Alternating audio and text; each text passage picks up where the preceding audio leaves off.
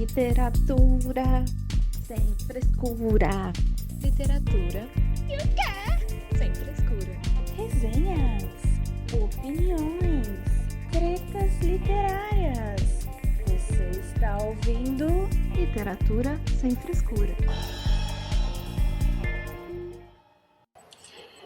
Olá, isso é Literatura Sem Frescura, o podcast que fala de livro de um jeito que você nunca ouviu e agora nunca viu. Oi, pessoas queridas que nos acompanham pelo YouTube e também seus agregadores de áudio favoritos. Estamos aqui mais uma vez para falar sobre livros, escritores, curiosidades e hoje a pauta é a seguinte.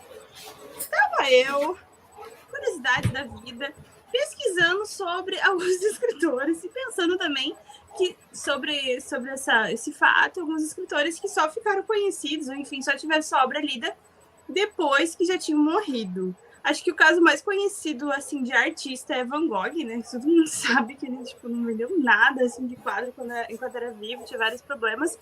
E aí, na literatura também, a gente tem vários exemplos disso, assim, escritores que ou eram mal vistos na época, ou nem eram conhecidos, e depois suas obras foram assim, reconhecidas e hoje são grandes clássicos, todo mundo lê, fala sobre.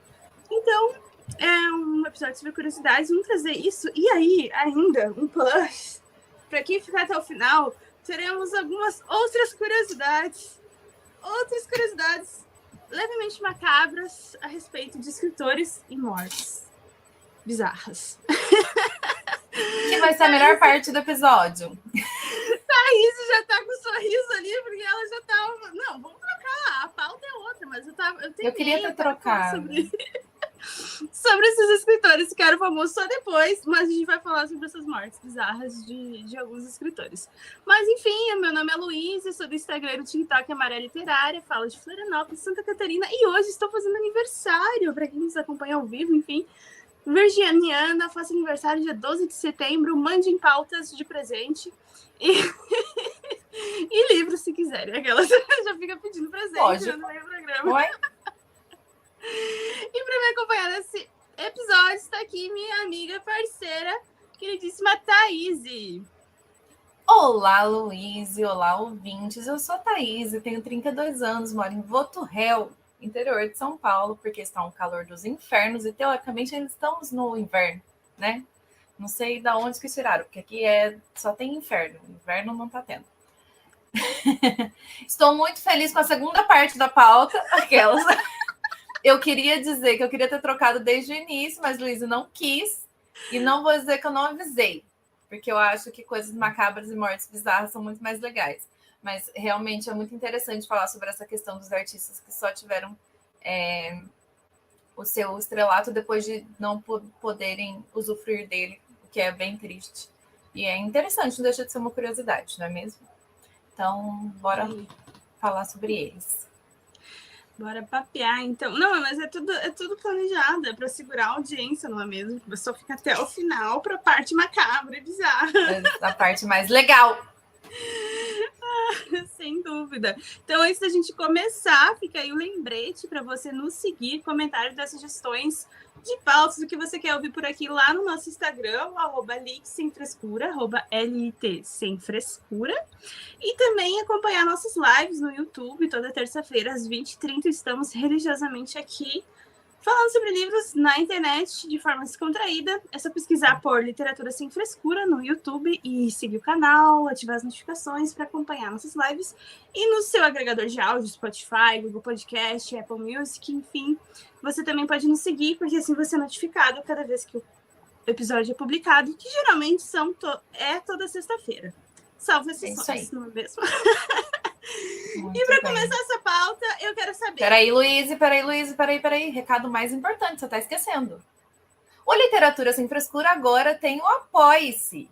E a gente precisa contar isso para as pessoas. Ouvintes, vocês sabem que a gente faz isso aqui por amor. Mas é sempre importante a gente poder comprar equipamentos novos, fazer coisas novas. A gente está trazendo um especial aí para o Halloween mês que vem. E tudo isso gera custos, não é mesmo? A gente sempre tem os custos. E por isso a gente resolveu, depois de 2 anos de podcast, criar o nosso apoio, o lá no Apoia-se. Então, agora, você ouvinte que quer apoiar o nosso trabalho, que gosta do nosso trabalho, que está sempre ouvindo a gente, você pode apoiar o Literatura Sem Frescura lá no Apoia-se/Literatura Sem Frescura, com no mínimo R$10, né? Não paga nem um lanchinho aí no mês, você consegue apoiar a gente, e é muito importante para a gente conseguir seguir aqui trazendo o melhor conteúdo para vocês. E é isso, gente. Façam o que o coração de vocês mandar. E quem for apoiador, né, além do prazer de ter a nossa gratidão. Exato, que é mais importante. Amizade, ser considerado nosso best friend.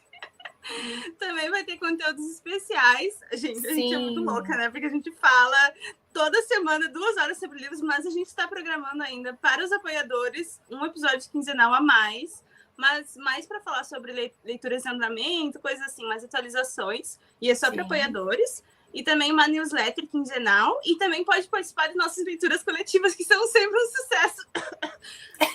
Que começaram... Essa parte. As escolhas são sempre as melhores, não é, Thaís? As escolhas são sempre ótimas dos livros. Mas, enfim, outras coisas que a gente foi planejando ao longo no decorrer, né? Mas, a princípio, são esses prêmios, assim, né? Essas regalias aí para quem nos apoiar, né? É isso aí.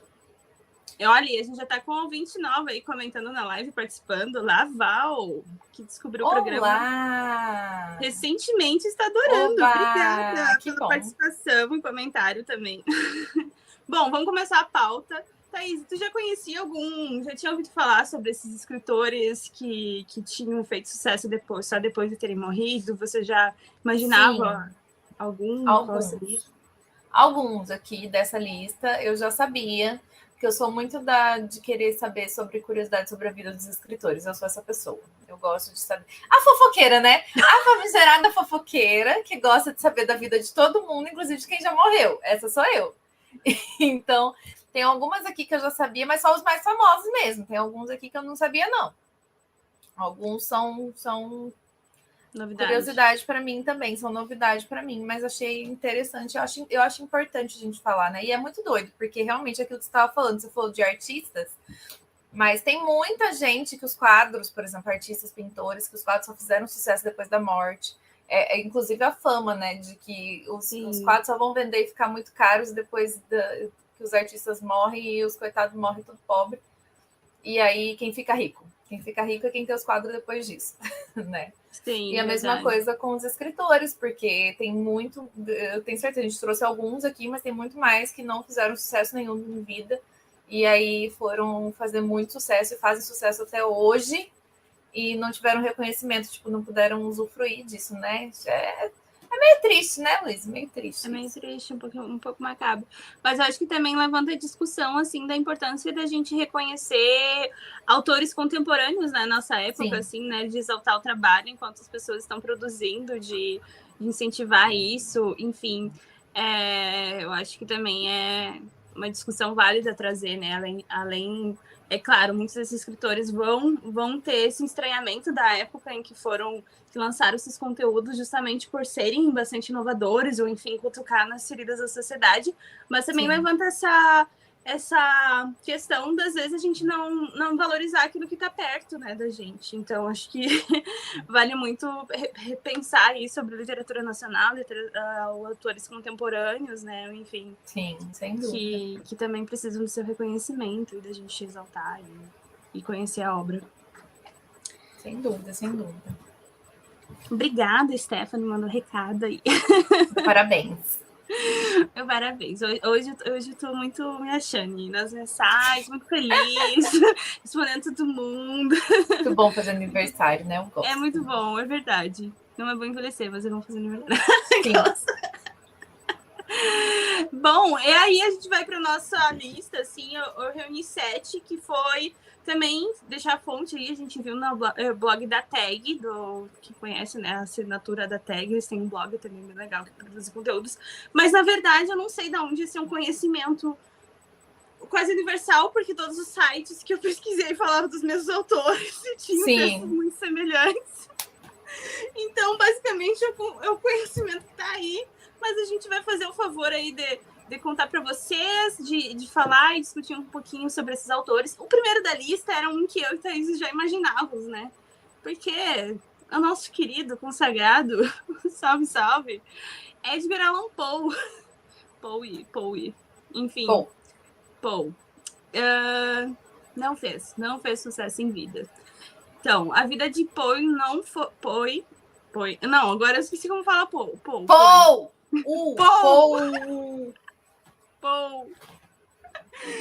Dá zero pra mim. Camila empolgadíssima. Não, a Camila, gente, a gente tem um episódio sobre curiosidades literárias que acho que é a edição 2, que a Camila trouxe uma muito boa, que também era das curiosidades sobre o Poe. Poe tem várias curiosidades. Tem uma que ele foi coveiro também em vida. E aí... Não é que ele foi coveiro. Não era daquele foi coveiro, foi qual? Ele estudou numa escola. Ele não foi coveiro. Que era anexa ao cemitério. E eles estudavam, quando eles iam estudar, eles iam nas covas fazer a soma das idades das pessoas. Estudar matemática, umas coisas bem bizarras. Não tinha como ele não ficar meio perturbado, né? Mas tudo bem. Verdade. Bom, a vida dele não foi fácil. Ele ficou órfão antes de completar 3 anos de idade. A partir de então, viveu a maior parte de sua vida na miséria. O escritor foi crítico literário e a publicação de O Corvo, em 1845, o tornou um nome conhecido. Apenas 4 anos depois, porém, aos 40 anos de idade, morreu sob circunstâncias até hoje misteriosas. Vamos falar mais sobre isso na segunda parte desse episódio. Mais pra frente. Vamos. Atualmente, Poe é considerado o criador das histórias detetive modernas e um dos escritores norte-americanos mais influentes do século XIX.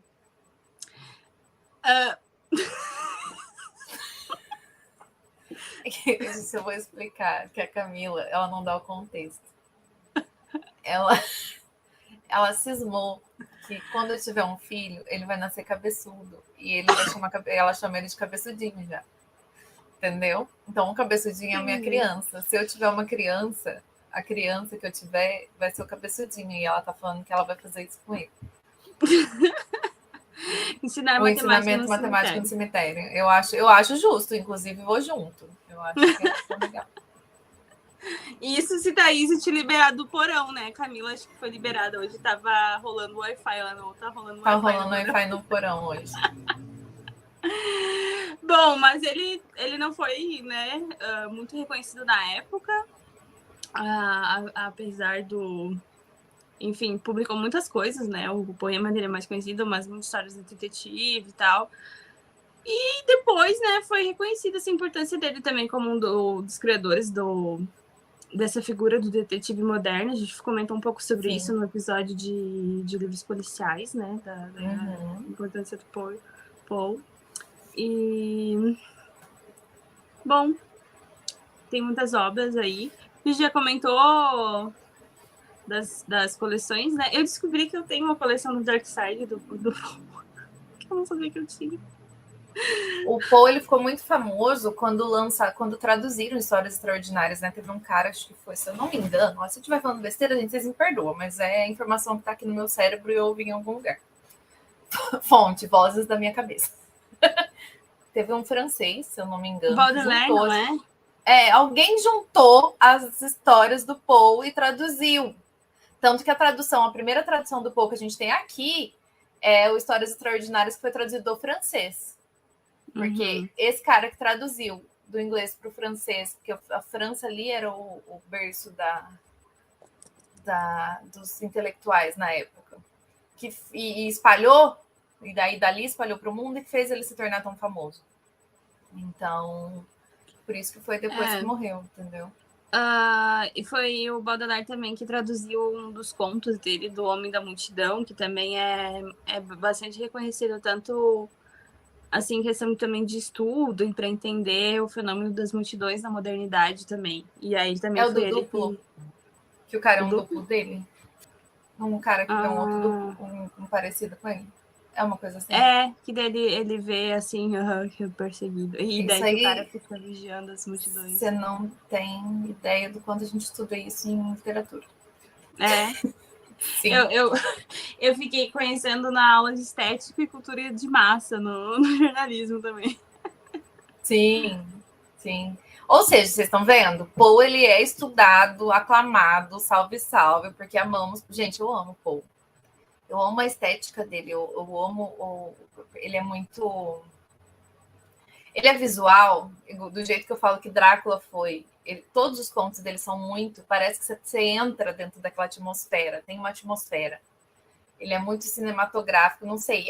Eu não tenho uma imaginação muito boa, gente. Entendam. Eu sou uma leitora com a imaginação não muito fértil.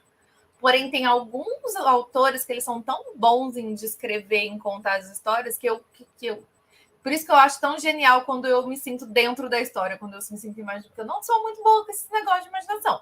Tanto que eu sempre vivo falando que o moço lá, que a moça falava que os braços eram fortes, eu só via braço na minha cabeça. Porque minha imaginação não ia para mais que isso. Agora, o Poe, ele é tão bom, porque você entra naquele negócio gótico, obscuro, sim, maravilhoso, que eu amo, que é o tipo de estética que eu acho linda. Cada louca suas loucuras, tá bom, gente? Fica bem claro isso aqui. Eu amo. É a mesma coisa que os livros do King, por exemplo. Tem livro do King, aquele começo de Salem, meu Deus, maravilhoso também. Eu tava entrando na mesma atmosfera, assim. Para mim, é sempre a hora do lobisomem na minha cabeça. A Shirley Jackson tem uma ambientação muito boa também. Ah lá. O começo de Drácula, gente, foi uma das coisas mais maravilhosas que eu já li. Assim, e o Poe vem depois e ele tem essa mesma estética assim na minha cabeça e, enfim, gótica e maravilhosa. Tanto que eu fiz um trabalho, um projeto. Na época da faculdade, momento sem onde é que ela vem a história. Na época da faculdade, eu participava de um programa de bolsa que chama PIBID, Camila também, inclusive, que é Programa de Iniciação à Docência. Então, a gente fazia estágio nas escolas com projetos na sala de aula, porque eu fiz licenciatura para dar aula, né? Teoricamente. A ideia é dar aula. E aí, a gente fazia esse projeto. Então, a gente fazia projetos extras. Então, era só a parte divertida de dar aula, entendeu? Que você pode fazer projetos. Juntou eu e uma colega, a gente fez o quê? Um projeto de ultrarromantismo, que é essa parte totalmente dark, obscura. Então, era Byron, era Poe, a gente fez um cemitério na escola. Ai, que divertido! Sim, não é divertidíssimo? Justamente. Aquela, você fez um cemitério na escola, divertidíssimo. A gente fez as lápides, pendurou um monte de corvo. Tinha um aluno que desenhava super bem, a gente pendurou os corvinhos nas árvores, assim. Aí ficou maravilhoso com os poemas do Lord Byron, com umas partes dos trechos dos poemas do Poe, lá, e introduzindo os alunos nessa parte desse tipo de literatura. Bem legal. Não é divertido? Eu acho. Divertidíssimo. Justamente. E ensinando eles a ser trevoso desde sempre, entendeu? Quando eu dava aula para as crianças, eu fiz um projeto de Halloween, Dia de los Muertos. Sobre... Tudo emo depois. Eu dou aula para quê? Para ensinar as pessoas a ser dark. Acho válido, acho válido. Que o diretor de escola, o governador, ninguém me escute. Né? E sobre Poe também lembrei agora que tá lançado recentemente o trailer, né, da queda da casa Usher, que é baseado no conto dele, que tá nesse Histórias Extraordinárias, que é um das principais coleções, assim, né, a queda da casa Usher. Primeira, né? Enfim, né, ele tá aí sendo sempre falado e revisitado, é um escritor de extrema importância. E o mais incrível, assim, que ele é, tipo, tu vai falar sobre livros policiais, um dos primeiros que criaram, né, esse conceito, Poe. Literatura gótica, Poe. Então, tipo, terror, assim... Tipo, sim, quem inspirou os Jogos Mortais? Poe. Quem inspirou... Eu amo. Poe é terrível, terrível. É verdade, gente, o Poço e o Pêndulo. O Pêndulo foi inspiração para os Jogos Mortais. Porque aquilo lá não é de Deus, tá? Eu nunca vi um negócio tão desesperador. É desesperador! É aflitivo igual é Jogos Mortais, só para vocês entenderem sobre isso. Então, Pô, é né? Pô, é foda. E né, morreu super Na numa sarjeta, estranha, literalmente. na sarjeta, assim, né? Não tinha grana, não tinha reconhecimento, né? Nem nada. Bem triste. Muito triste. Vamos pra segunda. Falaremos mais sobre isso. Vamos falar mais sobre a morte estranha dele mais à frente. Então, vamos lá. A segunda, uma escritora agora, Emily Dickinson. A poetisa norte-americana viveu de forma reclusa e publicou alguns poucos poemas anonimamente no periódico Springfield Republican, na cidade de Amherst. Oh, meu Deus, nominho. Onde nasceu e morreu. Após seu falecimento, em 1886, a família encontrou cerca de 1.800 poemas escritos por ela e publicou-os, alçando Emily Dickinson à fama e ao devido reconhecimento. Gente. Poxa, eu tô chateadíssima com essa história. Simplesmente toda essa quantidade de produção. Eu não vou pôr os comentários da Camila. Camila traduzindo o Emily Pinto. Filho do Pinto. Todos somos. Continuando. Voltando. E hoje ela é considerada uma das figuras mais importantes da poesia americana. Eu não conheço muito que não sou da poesia, né? Mas enfim. Também não conhecia. Assim, já ouvi falar, assim, mas já não ouvi falar o nome, né? Sim. Mas, nossa, chateadíssima, que ela ficou a vida inteira lá escrevendo poema a rodo. Em vida, sabe quantos poemas ela publicou? 10. Ah lá, 10 poemas em aqui vida. fala poucos. E nem quis publicar, e só ficou lá escrevendo. Aí não falta um amigo, né, pra cutucar e ficar, ô, demônia, publica isso aí. Eu falando com os meus amigos. Ô, inferno, publica, vai lá. Vai logo, publica. Que loucura, né? Ai. Pois é. Olha, a Val comentou que o ultrarromantismo levou ela ao cenário gótico apocalíptico. Interessante. Que ela ama até hoje. Porque assim, a gente, né? É o quê? Apocalíptica. Exato. Entendeu? Amo. A gente começa ali com os clássicos, uns ultrarromânticos e para num cenário gótico apocalíptico sobre isso. Eu acho correto. Assim, sim. Fazer esse caminho, eu acho justo. E porque o resto do romantismo é todo chato. A única parte legal do romantismo é o ultrarromantismo. É só isso que eu tenho a dizer mesmo. Essa história da Emily Dickinson me lembrou de uma fotógrafa que, obviamente, eu não vou saber o nome, né? Porque meu cérebro é imprestável para lembrar o nome. Mas ela normal. É bem... É o quê? Anos 20, nos Estados Unidos. Ela era babá. Assim, cuidava de crianças e numa casa, a família morava. E ela saía muito, né, pra rua com as crianças, fazer passeio. Descobriram, assim, tipo, depois, ela nunca publicou nada, nunca mostrou arquivo de fotos dela.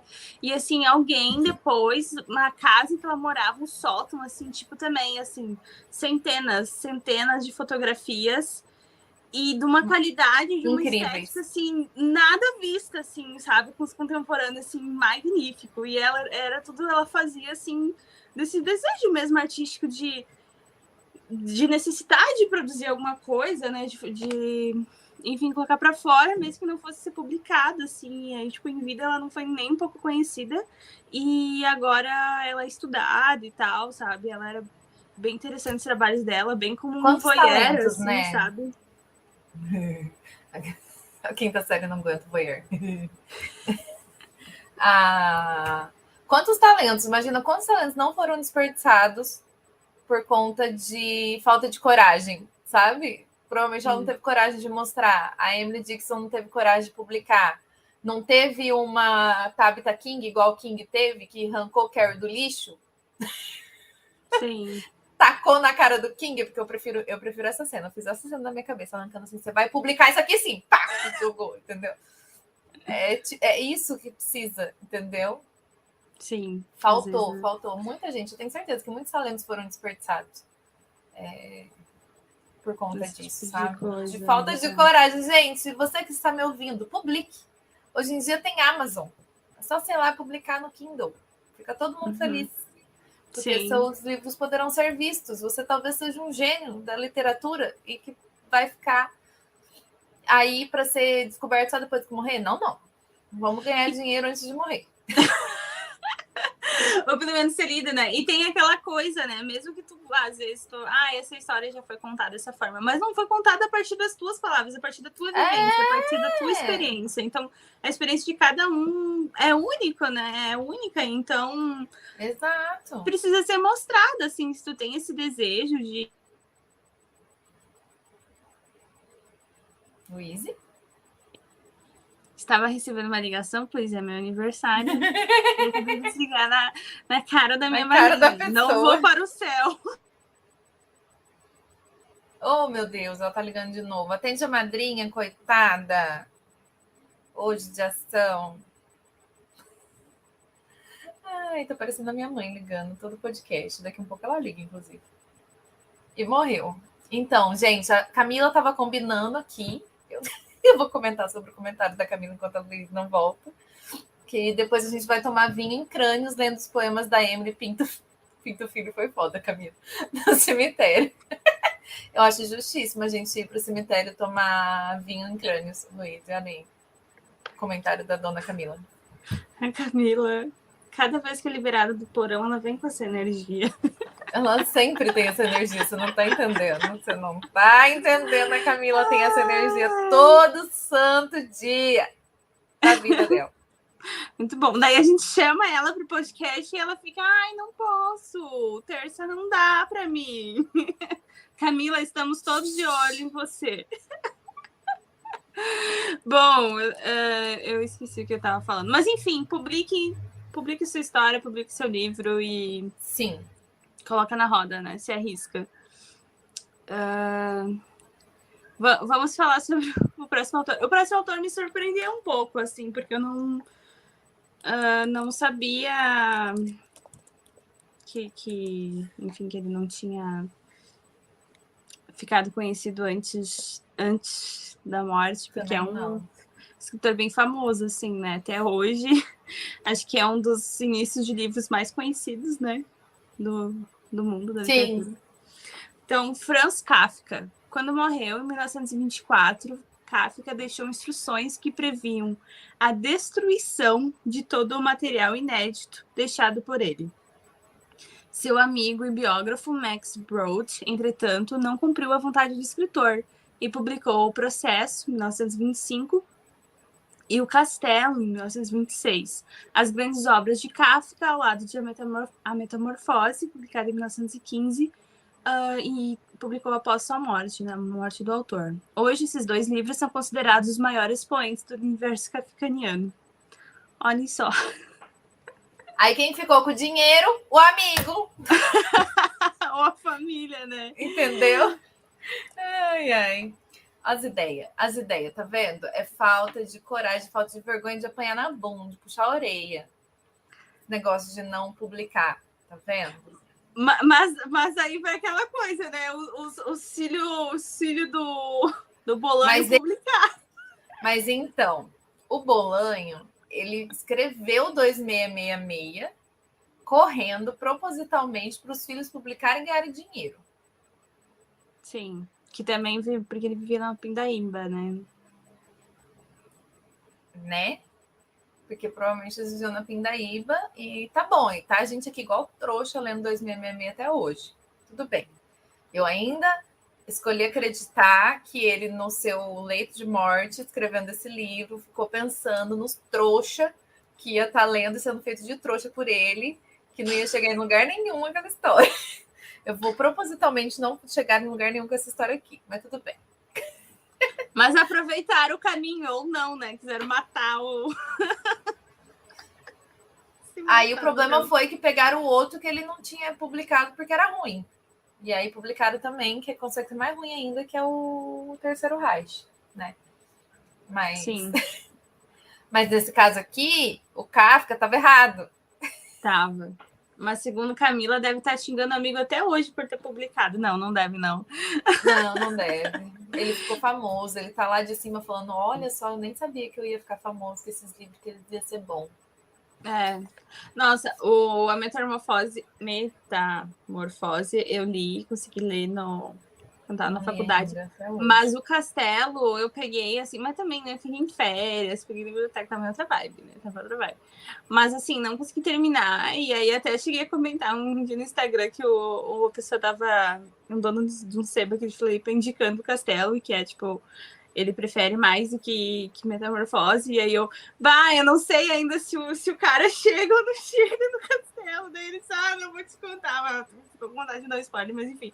Mas é uma enrolação que tem toda essa questão, e aí por isso que daí tanto que fala, né, que são os maiores expoentes desse universo, que o cara fez tanto sucesso que ele ganhou uma palavra, né, para explicar esses tipos de livros, virou kafkaniano, né? Kafkaniano. E aí, tipo, toda essa questão da burocracia, essas coisas, sabe, que não anda, essa angústia existencial, um monte de parada aí. Sim, até hoje a gente usa o termo kafkaniano para muitas coisas. Eu acho justíssimo. Não li nada do Kafka, porque é uma das minhas vergonhas literárias. São muitas pessoas para ler, gente. Muita gente para ler. Muita gente. Mas, por todo o sucesso que ele faz até hoje, a gente entende que o amigo fez certo. Não errou. Mas esse amigo tinha que ter puxado a orelha dele antes dele morrer. E feito ele publicar antes para ele ter o sucesso em vida. Não teve, né? Paciência. Sim, pelo menos não perdeu, né? E outra história que é meio... que eu fico meio indignada, que é um pouco bizarra também. O Gogol, o Nikolai Gogol. Hoje eu não tô sabendo falar nomes, tá? Talvez tenha sido os três na colada que eu tomei antes. Mas... Será se foi? Mas ele tacou fogo. Almas Mortas era para ter versão 2, tipo volume 2 e 3. Só tem o volume 1. Porque ele tacou fogo no resto por causa de religião. Uhum. E tacou fogo. Nossa, quando eu descobri essa história, eu fiquei assim... Colocou fogo no original, gente. Que loucura, por causa né? de religião, porque ele começou a frequentar uma religião que eu não vou saber lembrar agora. E ele começou a achar as coisas que ele tinha escrito muito absurdas, muito pecaminosas, e aí ele pôs fogo. Quando eu fiquei sabendo isso, eu fiquei assim, mas essa pessoa que convenceu ele. Ou enfim, o fato dele ter se convencido. Nossa. Sim. Nenhuma cópia não sobrou. Colocou fogo. Ele foi um pouco antes de ele morrer, né? Esse vídeo, acho que ele morreu. Enfim. Só histórias animadoras hoje, gente. Perceberam? Só! Vamos para a próxima. Vamos para o próximo. Esse aqui eu nem acho ruim, porque não merecia ganhar dinheiro mesmo. Aquelas que já começam com shade. Apesar de eu amar muito as histórias, Camila, a gente está tentando disfarçar, a Camila já virou crente! Provavelmente, eu não sei, mas é alguma coisa parecida com isso. Eu sei que era um negócio fundamentalismo religioso. Meio exagerado, assim, meio aquele povo que tudo é pecado depois de entrar para a religião específica, o que é triste. Enfim, aí voltando aqui para essa pessoa aqui, que não deveria ter ganhado mesmo dinheiro, porque era uma pessoa muito desnecessária. Apesar de eu gostar muito dos escritos, mas a gente leva em consideração, com a mão na consciência, em consideração do que motivou ele a escrever certas coisas. Mas não deixa de ser uma genialidade movida por coisas abomináveis. Mas não deixa de ser genialidade, né? Vamos dar nomes às coisas. Gente, eu tô falando do H.P. Lovecraft. Lovecraft, em vida, foi publicado majoritariamente em revistas independentes de pouca visibilidade, contando, assim, poucos leitores para sua obra. Após sua morte, em 1937, alguns dos amigos do escritor fizeram questão de perpetuar seu trabalho, publicando com maior esmero e abrindo as portas para que fosse traduzido para diversos outros idiomas. Com o passar do tempo, a importância de sua obra só fez aumentar, e Lovecraft é hoje um grande ícone da ficção de horror. Ele criou todo um rolê, né? O Lovecraft. Gente, vamos lá. Primeiramente, coisas que eu acho que é interessante a gente lembrar aqui, a gente falar sobre. Horror. e ficção científica, até hoje são considerados gêneros menores, de nicho, que não é todo mundo que lê. Tanto que a gente não vê tanto horror e ficção científica entre os livros indicados para grandes prêmios. Indicados, até hoje é considerado. Na época em que o Lovecraft escreveu, em que o Poe escrevia, era pior ainda. Principalmente o Lovecraft, que ele vagava ali entre... O Poe ainda escreveu um pouco antes, que o gótico ainda era uma coisa interessante, a gente tinha o romantismo e essas questões. O Lovecraft, ele veio numa época ali, se eu não me engano, anos 20, começo do século 20, em que era totalmente considerado um gênero menor e só tinha aquelas revistas específicas para quem gostava de ler o gênero. Então, ele só se publicou nessas revistas. Então, só pessoas nichadas que tinham acesso, porque não era considerado um gênero literário, culto, blá, blá, blá, blá, blá, blá. Vocês entenderam, né? Enfim. E hoje o Lovecraft é um dos maiores influenciadores de horror, de escritor. Não tem pessoa que goste de horror, que não conhece, não tenha lido, que não, pelo menos, respeite Lovecraft. Lógico, essas pessoas que não gostam, porque gosto é uma coisa, né? É muito individual. Porém, ele inspirou tanta coisa. É tão absurdo, tanto de coisa. Volta e meia você ouve falar de alguma coisa nova que está surgindo no horror. Tem toques Lovecraftianos. Você já fica... Lá vai o homem influenciando todo mundo de novo. Ele tá em tudo. Ele tá em tudo. Tudo, assim, é muito doido. Porém, ele escreveu... É um horror com ficção científica. É horror cósmico. Então, assim... Era todos os gêneros hoje em menores. dia tá Sim. Cada vez mais, né? Não, hoje em dia ninguém discute que ele é um dos maiores, entendeu? Ninguém discute. É muito doido. Mas sabemos dos problemas, né? Ele era racista, enfim. Aí a questão, sim, a mão na consciência vem da questão... Tinha mesmo que morrer. Segundo Camila, ele tinha mesmo que morrer frustrado, eu também acho. Como eu disse desde o início. Lovecraft, ele era hegemonista. Tem cartas dele escrevendo para amigos, sendo totalmente racista, hegemonista, acreditava na raça superior, essas coisas ridículas. Que, enfim. E ele tinha tanta aversão a pessoas negras que ele descreveu ele muitas vezes como bichos horrendos. Então, por isso que a gente fala que essas... É fruto de uma mente doentia.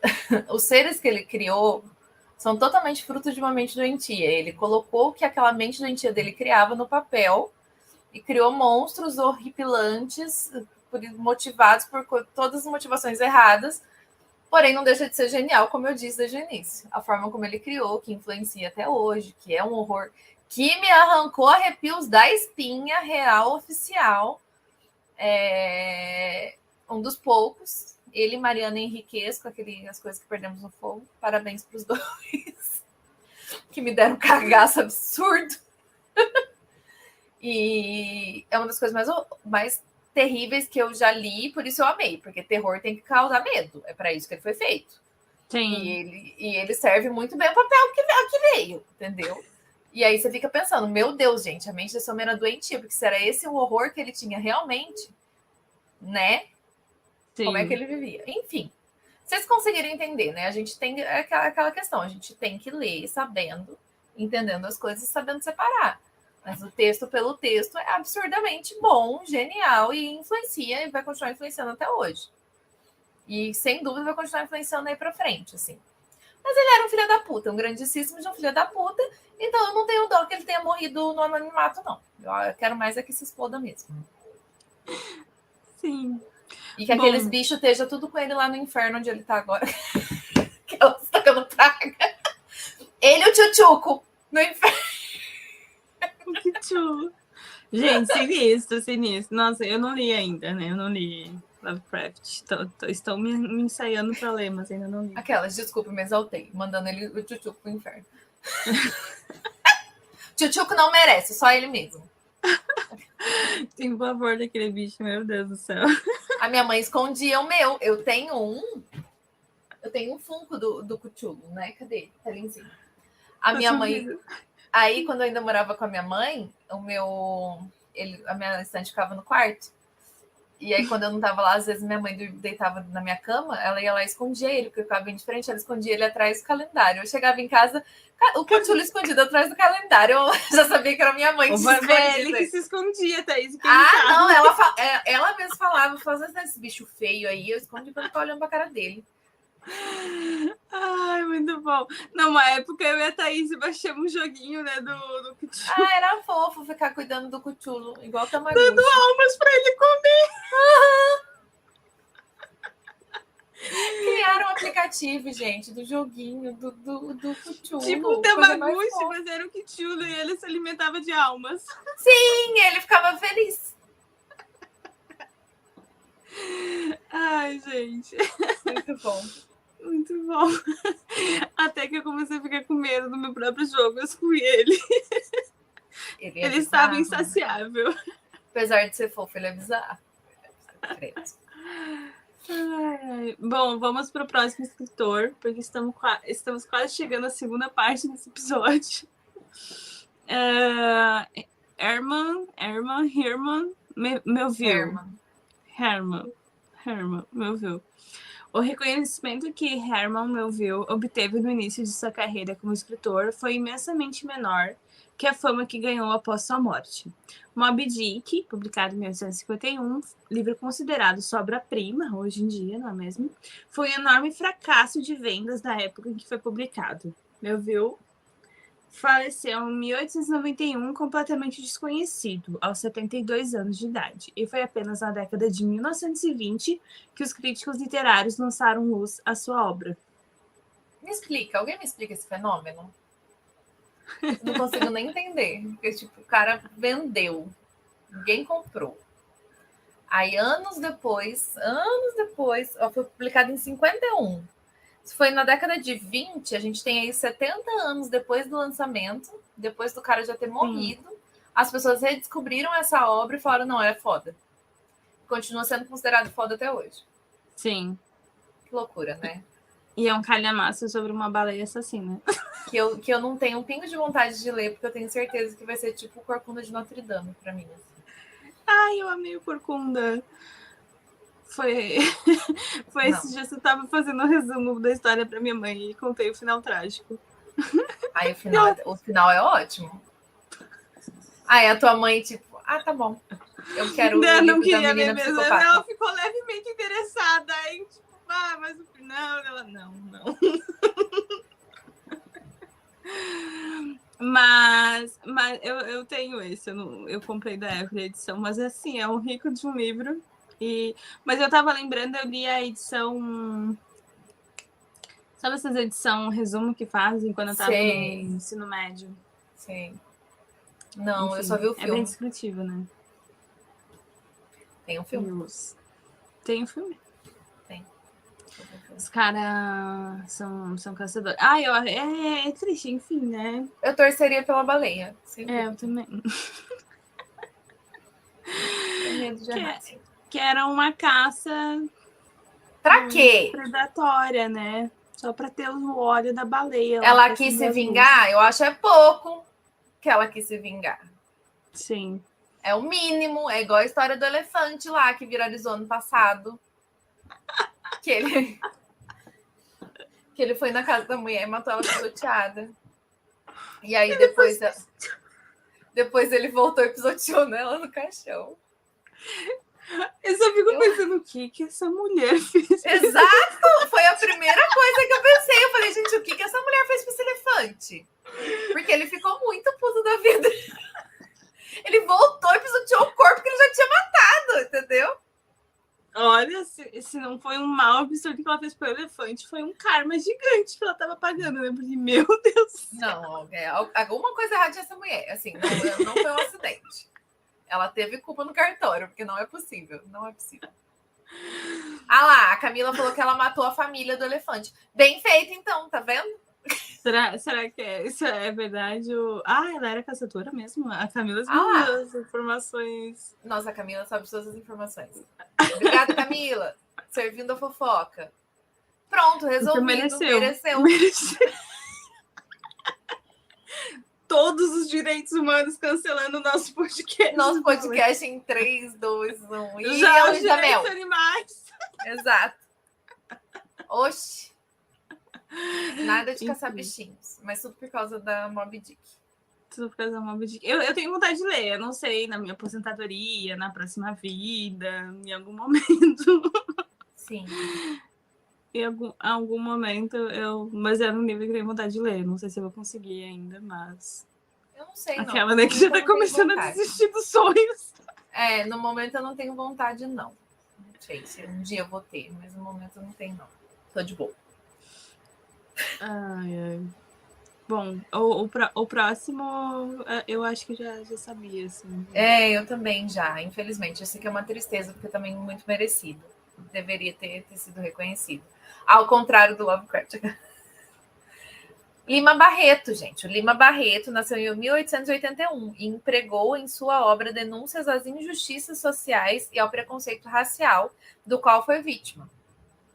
Tendo experimentado uma vida de constante desprestígio, crítica e preconceito, o escritor enfrentou crise de depressão, a dicção foi embora, entregando-se ao álcool e sendo internado por 2 vezes no Hospício Nacional. Faleceu aos 41 anos, já caído no esquecimento e na miséria, em 1922. Sua obra seria resgatada décadas mais tarde e seu mais célebre romance, Triste Fim de Policarpo Quaresma, de 1911, é considerado pela crítica literária o principal expoente do pré-modernismo no Brasil. A história do Lima Barreto é tristíssima, né? É uma história tristíssima, coitado, porque ele era uma pessoa negra, uma pessoa... Não. A literatura só queria ser feita por homens brancos, héteros e ricos, né? A gente sabe disso. Quem não fosse dessa laia sofria o que o Lima Barreto sofreu, e a gente sabe que ele era um gênio da escrita. Triste Fim é maravilhoso, assim. É crítica atrás de crítica.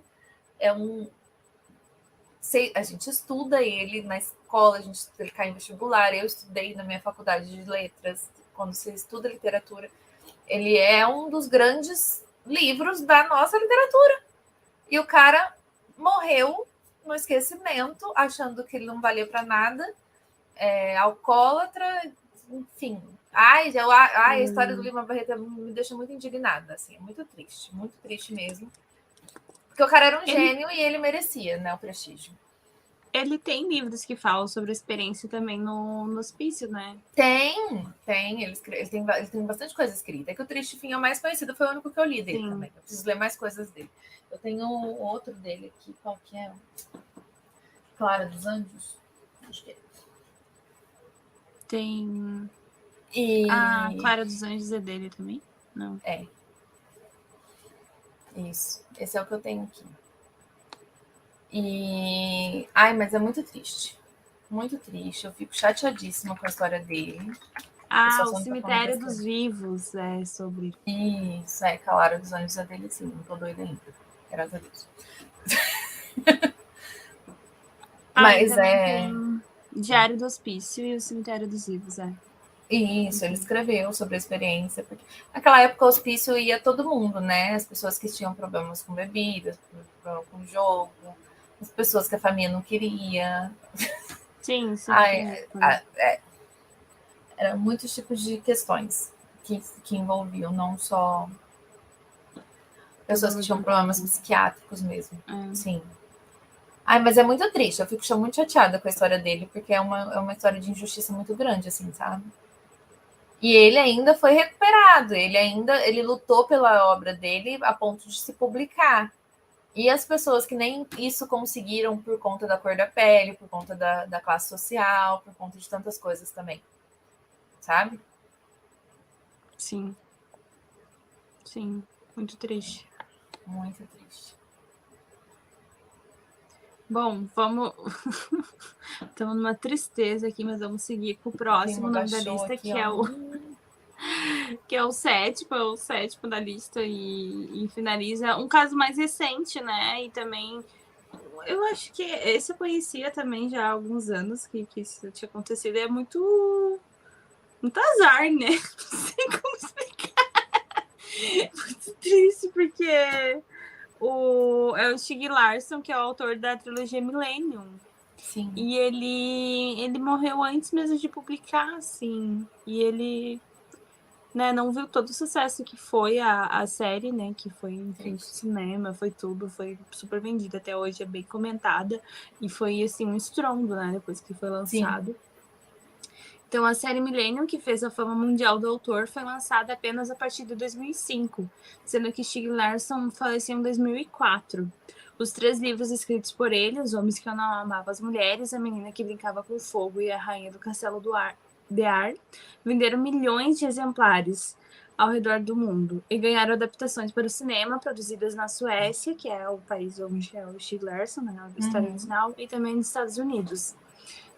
O escritor planejava ainda escrever mais volumes para a série, que foi continuada por um outro escritor, né, o David Lagercrantz, que também já publicou, né? Acho que já o 4º, 5º e não sei se tem mais além desse, enfim. E daí depois de 2015, 2017. E o povo desse caiu matando nele, eu acho que ele deve ter desistido, né? Provavelmente. Então não sei se vai. Sim, a Camila falou, né? Tem de saber que a série dele era prevista para ter 10 livros. E essa meio que a desculpa da editora, né? Dizer que ele já tinha meio que um planejamento, né? Já tinha, tipo, um esqueleto do que ia produzir, outras coisas que queriam aparecer. Eu fiquei sabendo só depois, na verdade, só quando publicaram o 4º livro pelo outro autor, né? Porque, a princípio, parece se encerrar em si os 3 livros, né? Mas aí no 4º vem com uma bomba que eu cheguei a ler, mas o 5º eu não li. Que é o 4º escrito por outro autor, né? Mas ele, se não me engano, ele morreu de um infarto, morreu do coração, e ele tinha 50 anos.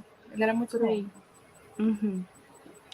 E aí ele não viu, né, todo o sucesso que os personagens dele alcançaram, os livros e os personagens, né? Porque ele tem a Lisbeth Salander, é uma personagem muito forte, assim, né?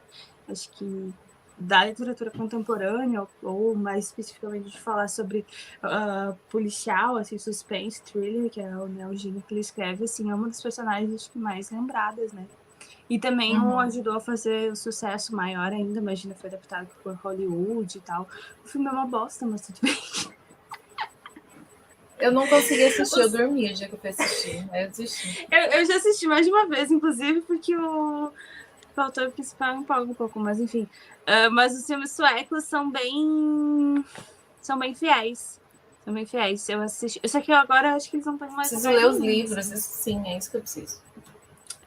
Foi esses dias eu tava pensando em reler a trilogia. Eu nem tenho aqui. Tu não tem? Eu não tenho. Uma vergonha na cara. Mas é muito bom, assim, sabe? É tipo uma das melhores, pelo menos contemporâneas, assim, escritos desse gênero que eu já li, assim, é muito bem fechado. E olha que tem muito escritor desse gênero contemporâneo. E os suecos, eles são, né? São terríveis. São São famosos pelos policiais. Bem nesse gênero, assim. E ele era jornalista também, eu acho que ele traz muito trouxe, né, enfim, supondo, né, da experiência dele também como um jornalista pro Mikhail Blankovich, né, que é o personagem principal, ele junto com a Lisbeth. Enfim, triste que ele não viu sucesso. Mas pelo menos conseguiu publicar, né, sei lá. Vamos fazer esse episódio ficar mais legal agora, Luiz? Tá muito down. Tá muito down isso aqui. Tá muito pra baixo. Não quero. Vamos. Eu quero falar de bizarrice. Vamos pra parte legal. Não, melhor que vamos deixar mais legal. Vou falar porque mortes. De mortes bizarras. Muito mais legal do que assuntos tristes. Vamos. Algumas curiosidades macabras. Macabras. A gente já tá em clima de Halloween já. A gente tá adiantando o mês que vem já. A gente já tá Verdade. por aí. Só para deixar os ouvintes preparados, porque o outubro vem Pro aí, que né? vem em outubro, hein? O que vem? Vem aí, o quê? Um negócio aí, entendeu? Muito forte. Muito forte. Se prepara. Então, quer começar? Porque a Vou primeira começar. morte bizarra A primeira só podia morte ser dele. já podia ser dele, que a gente já falou dele aqui nesse episódio. Agora a gente retoma a história de Edgar Allan Poe para falar sobre a sua morte, que tem coisas estranhas aí na morte do Poe. É uma coisa que não está muito bem explicada até hoje. Vamos lá. Um dos maiores mestres do horror e do suspense, a morte do autor americano é rodeada de estranhos mistérios, como sua própria obra. Encontrado perambulando por Baltimore, intoxicado por drogas e álcool, Poe, segundo seu atestado de óbito, morreu aos 40 anos de congestão cerebral. Seja lá o que isso queira dizer. Eu amei, porque eu estava pensando a mesma coisa e estava escrito na matéria.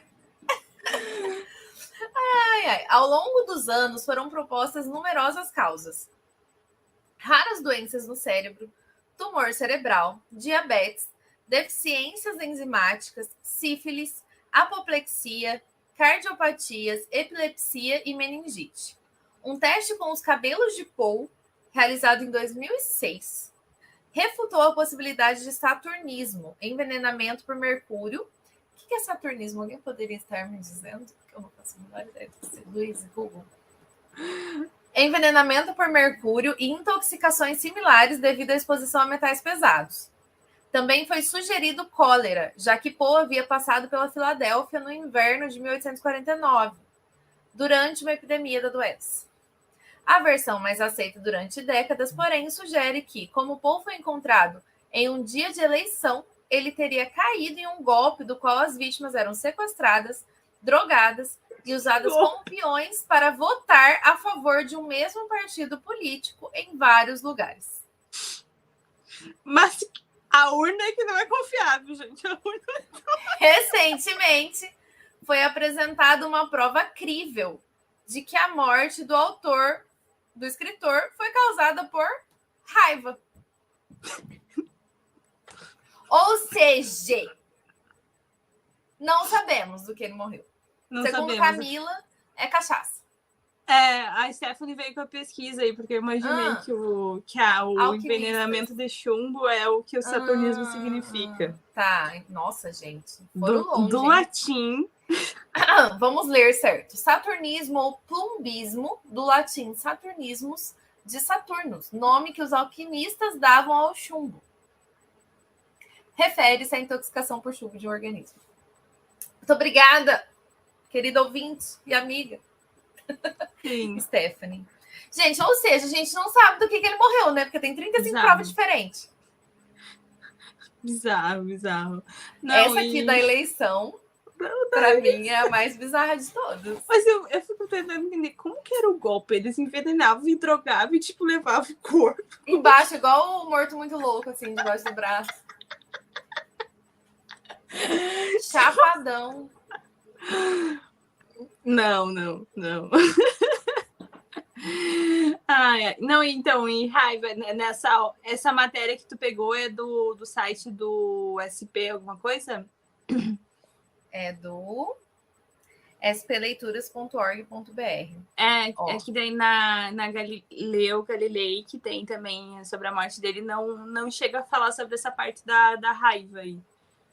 Então. Vai saber? Então. A Stephanie será que o Cujo encontrou ele? Pois é.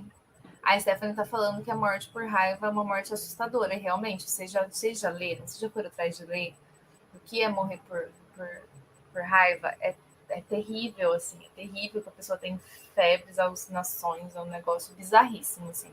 Se foi, coitado. Eu só sei que tem a história, né, do agosto é um mês do cachorro louco, né? Que é um mês... sim, mas é porque acho que é um mês que tem surto, eu não sei por quê. Alguma coisa. Pesquisem ou não, olha lá. A Stephanie tá falando pesquisa. Eu já pesquisei, eu já vi o que acontece quando a pessoa Óbvio que a Thaís já pesquisou. Óbvio que já. Eu sei que é bizarríssimo, assim. Ela tem aversão à água. Tanto que é chamado... A raiva também é chamada de... Quer ver? A gente tá falando de morte mesmo?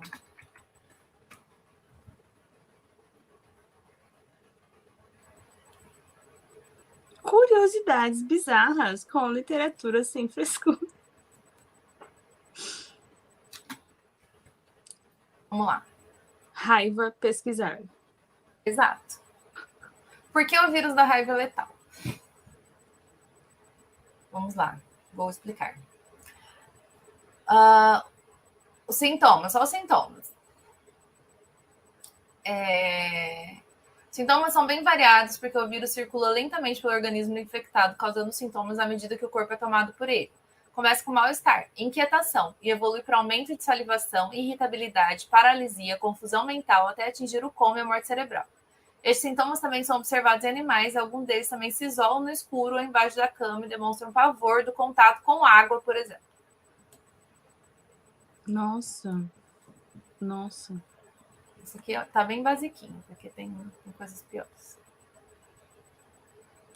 Então, gente, vacine seus bichinhos. Vacine seus bichinhos. Vacinação. A Camila, acho que tem um episódio só sobre morte de Não, né? Porque a gente vai dar spoilers. É verdade. Ó céus! Mas umas mortes bem conhecidas, tipo Game of Thrones. Não, né? Enfim. Ai, muito bom, gente. Então, gente... o que eu já Mas tinha ouvido... louco, né? Realmente o negócio da raiva ali faz sentido com os sintomas que ele teve, né? O que eu tinha ouvido é que realmente ele tava jogadão, de bebendo na sarjeta, na Rua da Amargura mesmo. Não, ele tava jogado na sarjeta literalmente. Acharam ele na sarjeta. Mas antes ele estava jogadão na vida, assim, bebendo muito, jogando, enfim. Tava perdido. Ele tava largado nas traças mesmo, real oficial. E por isso ele foi... Ele teria morrido por cachaça, igual a Camila tá falando. Cachaça. Resumo. Sem bebedouro até morrer.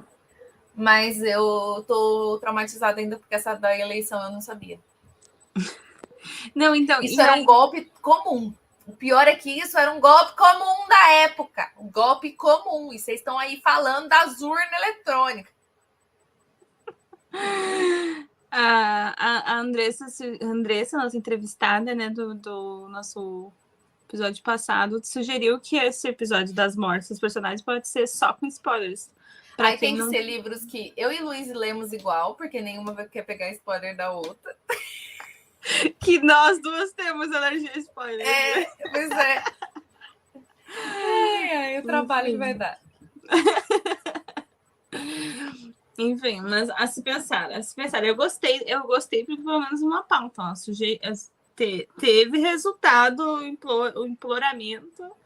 A pauta. Gente, mandem pauta de aniversário para Luísa, por favor.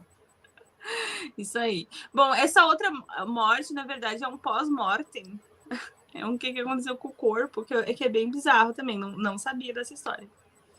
Dante, queridíssimo Dante Alighieri, autor de A Divina Comédia. Livro que... não vou dizer que eu tenho vontade de ler, porque eu não sei, enfim. Mas, enfim, todo mundo já ouviu falar sobre A Divina Comédia, né? Que o personagem principal, Virgílio, lá vai lá do inferno ao purgatório até chegar ao céu, de Lucas Mamado. Enfim. Considerado o primeiro poeta de língua italiana, Alighieri teve uma vida agitada, inclusive depois da morte. A fonte é a revista Galileu, tá? Do Globo. Nascido em Florença, o escritor foi exilado de sua cidade em uma medida bastante agressiva. Até mesmo seus filhos foram expulsos da sua terra. A hipocrisia tá tal qual os caras lá do Saramago que expulsaram ele. O governo português que expulsou o Saramago. Triste só porque ele escreveu um livro que Jesus transa. Ops! Só por isso? Nada a ver. Enfim, mas aí sobre o Dante, ele ficou triste, decepcionado. O autor viajou por diversas cidades italianas, tendo seu destino final a cidade de Ravenna, onde morreu, ao que tudo indica de malária. Até aí, tudo certo. Enfim, ele morreu em Ravenna. Após sua morte, a população de Florença Cara de pau. se arrependeu do tratamento tão duro dado a um dos seus artistas mais importantes. E logo nasceu uma comoção popular de que os restos mortais de Alighieri fossem trazidos de volta para sua cidade natal. Aí, o povo de Ravenna... É muito bom essa entrega. Eu adorei. Não vai levar, não. Não, o povo de Ravenna não perdeu tempo.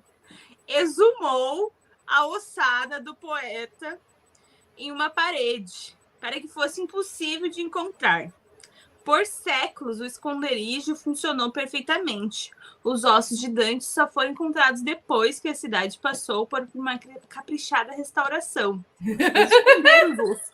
Mocosaram, como se diz aqui, os ossos do Dante. Aí, depois que a cidade passou por essa restauração, uma parte foi enviada para Florença, enquanto alguns dos ossos permaneceram na cidade. E outros, é claro, foram roubados nesse inteirinho. Gente, as pessoas não têm... Nossa, motoqueiro do céu. As pessoas não têm limite, né? O limite não temos. Segundo a Andressa, Dante ficou preso no purgatório, uma parede entre céu e inferno. Vai saber, né? Vai saber. Suco do deboche. Cara, eu achei ótimo as pessoas. Deve ter tacado sal também. Eu acho que tacaram sal e puseram fogo, porque aí a alma dele deve seria libertada. A alma seria libertada, né? Você não tem que jogar sal, fogo, e aí a alma vai pra onde tem que ir. É daí que vem a lenda do Supernatural? É isso que eles fazem em Supernatural. Toda vez que eles têm que achar os ossos, toda vez que tem um espírito, eles vão caçar onde está enterrado os ossos para tacar fogo com sal. Tacar sal e tacar fogo. É isso. Entendi. Mas estou passada com essa história do povo. Agora vocês querem o corpo. Não. Não, não vai estar tendo um corpo, não. Ele, deixar ele numa parede. Mano, o povo não perdoa. Quem perdoa é Deus. Muito bom. Muito bom. Bom, próximo. E aí? O próximo é uma pessoa que eu não sabia quem era. Também não. Tô conhecendo ele agora nesse momento, mas a história dele é bizarra, curiosidade macabra, a gente não já tá lendo. A morte do autor de Um Bom Chamado Desejo, já ouvi falar nesse livro, então já é alguma coisa. Não virou Foi filme, tão também. banal que dá até medo de acontecer com a gente também. É aquele Mortes Idiotas? Você tem um programa sobre isso. As mortes mais idiotas. Aos 71 anos, o dramaturgo descansava tranquilo em um quarto de hotel em Nova York, quando sentiu um incômodo no olho. Como isso era bastante frequente, Williams carregava sempre consigo um colírio, que tinha o hábito de abrir com a boca.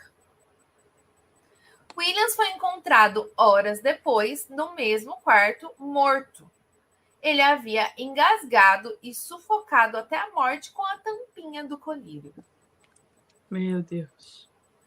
Para os médicos que estudaram o corpo do escritor após a morte, não foi apenas um acidente trágico. O constante uso de drogas e álcool provavelmente afetou os reflexos de Williams. E que não conseguiu se livrar da tampinha a tempo. Gente. Não se chapem. Resumo. Não usem tóxicos. Drogas faz isso aqui. Você se engasgar com... Gente, que é morte idiota mesmo, né? Porque a pessoa fica lerda, porque tá chapada. E engasgou com a tampinha, porque ele abriu o colírio. Acabou. Gente. Mas eu já tava pensando aqui. Gente, que preguiça é essa da pessoa de abrir com a boca e não conseguir erguer a mão para abrir o negócio? Não, Não, mas eu essas mortes bizarras, assim, ó, maior medo. Porque eu pra me matar, eu sou um perigo. Exato. Esse tempo, a última foi a seguinte. Eu tava com um incômodo na garganta. Eu tomando remédio também sou ótimo, porque às vezes eu vou tomar xarope, essas coisas, passar pomada e é trocado. Enfim, eu sou um perigo, eu sou um risco pra minha saúde. Mas a última foi, tava com um problema na garganta, assim, ruim, sabe? A mãe, faz um gagarejo com água e sal. Aí eu fui fazer um gagarejo com água e sal. Porque eu não sabia a quantidade de sal que eu fui pra pôr na água. Aí eu taquei assim, ó, 2 colheres de sopa de sal. E fui fazer o gagarejo e comecei a me afogar. Horrível, eu nunca faço isso em casa. Especialmente se estiver sozinha. E aí eu tava muito afogada. Luíse! Por favor, Luíse! Gente, risco à saúde. E aí meu pai tava perto e eu fazia sinais pra ele, tipo, sei lá, bater nas minhas costas, qualquer coisa. E o meu pai assim, ela tá se afogando. E não fazia nada. Eu amo a calma do seu pai. Olha, que bonitinha, tá se afogando. Nossa, ela tá se afogando. E eu, tipo, morrendo. Eu já tava sem respirar já há um tempo. Meu Deus do céu. E daí depois eu ainda afogada, brigando com ele, sem conseguir falar, porque ele ia me deixar morrer na frente dele. Enfim. Mas como é que você se livrou? Você engoliu? Aí morre. Não, finalmente ele veio bater nas minhas costas. Minha irmã veio também, porque viu que ele não fazia nada. E aí eu levantei os braços, porque é afogamento, né? Você também levanta o braço, um braço. Enfim, tentei todas as técnicas para desafogar. E aí depois a minha mãe querendo saber o que tu fez. Eu fui colocar sal. Mas quanto de sal tu colocou? 2 colheres de sopa. Em quanto de água? Bem pouquinho. Foi o que eu suspeitei. Tinha mais sal do que água, gente. Tinha mais sal do que água. E depois... Oh, Deus. Tá. Sim. Sim. Mas enfim, fiquei muito afogada. Mas já fiz, eu sou perigo. Eu não posso nem assistir esses episódios para não ter ideias. Não tem ideias. Tem um programa de Discovery, sei lá onde que é, que eu já assisti várias vezes, porque... Não, ia ter muito medo, meu Deus. É bizarro, mas é engraçado. E a Luíse se matando, gente. Luíse. Eu sou um risco à minha saúde. Eu, às vezes, engasgo com comida porque eu sou ansiosa, né? Eu não mastigo direito. Então, volta e meia, eu engasgo com comida. Mas com gargarejo, eu nunca tinha ouvido falar, não. Eu não sabia que era possível, mas é. Não sabendo que era impossível, foi lá e soube. Foi lá e fez. Passada com essa morte aqui. Bom, vamos para a próxima. Esquilo. Vamos ver. Mas você pulou uma aí. Mas o da outra, da mulherzinha, não tem. Tá bom. Então, desculpa. Ou ela morreu e ficou com as cinzas e o marido deixou na estante do lado dos livros. Eu não achei normal. Ela tá, gente, agora você conta a história. Você já contou a história inteira, você fala o nome da Susana Jacqueline Susan. Ela morreu de câncer, ela é autora de Vale das Bonecas. Aí ela foi cremada. 56 anos. E o marido guardou as cinzas da amada em uma urna em formato de livro. O formato é meio diferente, enfim. Que ficava na estante, bem ao lado das obras que publicou ao longo da sua carreira. Romântico, bizarro. Não sei, prático.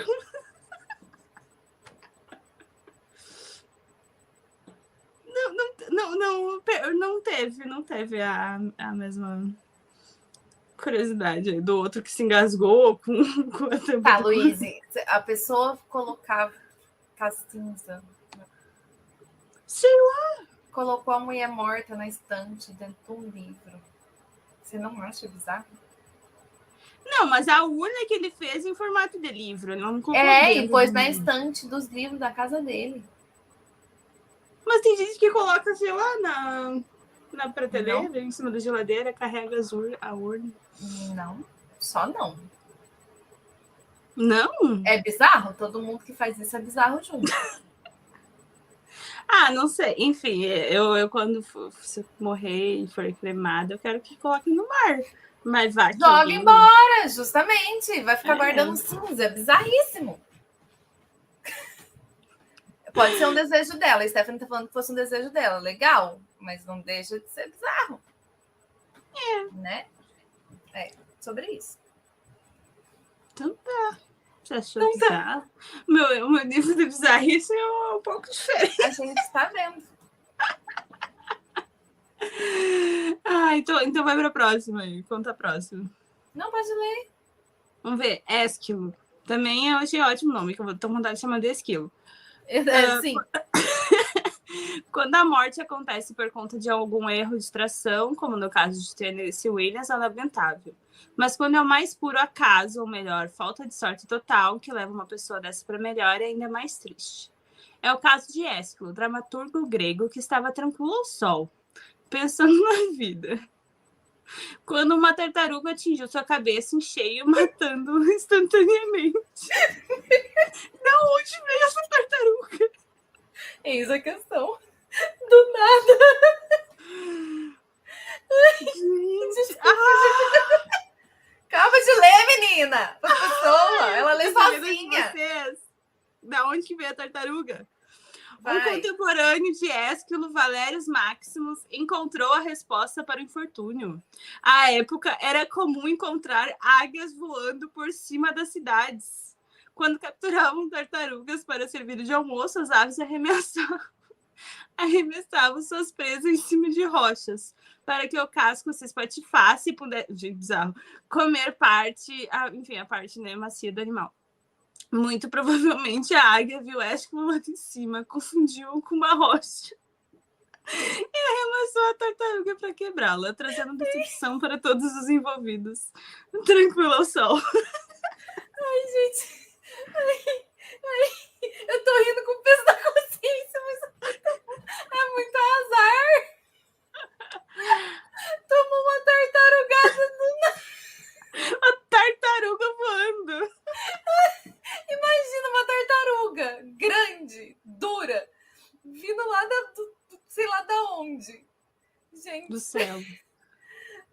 Voando, deve ter tartaruga, caído muito rápido. Ela deve ter tido um peso absurdo quando caiu na cabeça. Mata mesmo. Gente, muito bizarro. Essa semana eu vi um vídeo que eu quase morri de rir do cachorro que pulou da sacada na cabeça do Miese, viu? Não. Tava no Instagram. Eu fiquei feliz porque a mulher tava lá, ele não deve ter se machucado tanto, né? Mas exato. Ele um susto. Pra mulher, sem dúvida. Ou seriam essa a antecessora, precessora de Leonardo, de as tartarugas. Camila, estúpida. Só quem entrega a idade sabe essa piada do estúpida. Luísa não pegou? Tortuguita? Não. Propaganda da Tortuguita. Estúpida. Sim. Que uma come a cabeça da outra. Estúpida, sim. Sim, muito bom. Gente. Muito bom o homem morrer com a tartarugada na cabeça. Muito bom, muito bom. Ai, gente, por favor. Tragédia para uns, comédia para os outros, né? É a vida, né? Ai. Próximo. O Percy Shelley. O pau no... Não gostamos de Percy Shelley. Achei foi há pouco. Não sei se achou ruim. Gente, vocês já assistiram o filme da Mary Shelley? Faça esse favor para vocês, porque vocês vão entender o porquê do meu ranço, do meu ódio desse moleque dos infernos. O Percy era poeta inglês e foi marido. Já foi embora, dicção. Foi mal. De vez.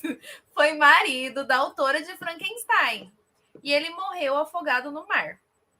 O que, por si só, já é bastante trágico. Contudo, o drama não termina por aí. Porque, ao ser cremado, todo o corpo de Percy se transformou em cinzas, exceto o coração, que permaneceu intacto, porque era de pedra. Porque ia ser usado em Frankenstein. Desculpa, permaneceu intacto porque era de pedra. Essa parte foi eu que coloquei. O órgão foi entregue a uma assustada Mary Shelley. E por muito tempo o mistério ficou sem resposta. Gente, ficou intacto, eles cada entrega pra viúva.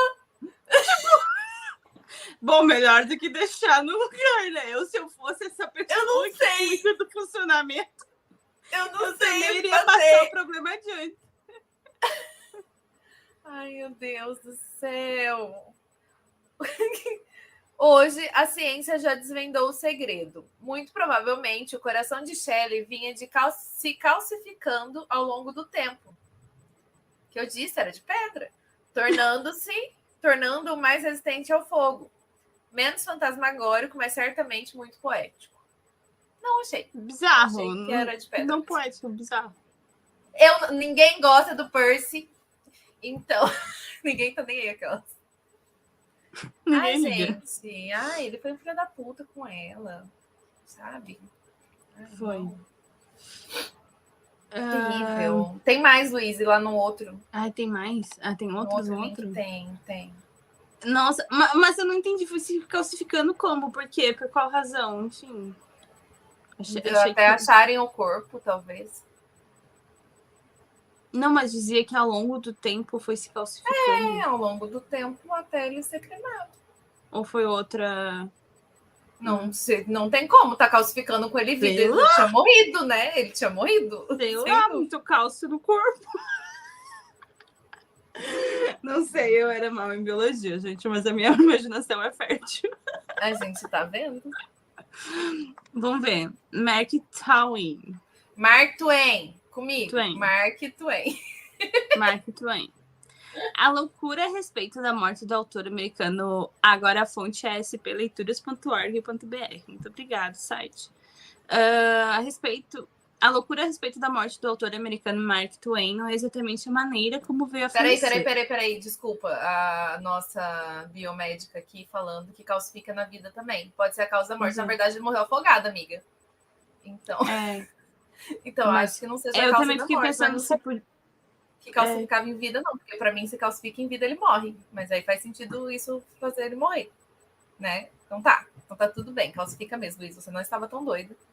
Mas eu estava certa na parte do ele morre. Se isso acontecer. Ele se afogou antes, ó. O que acontece? Ele ia morrer de qualquer jeito, tá vendo? Só foi mais trágico. Desculpa, te cortei, agora volta. Minha loucura tem método, viu, gente? Não tem razão, às vezes. Enfim, do Mark Twain não é exatamente a morte, mas sim o fato de que ele previu a própria morte com precisão absoluta.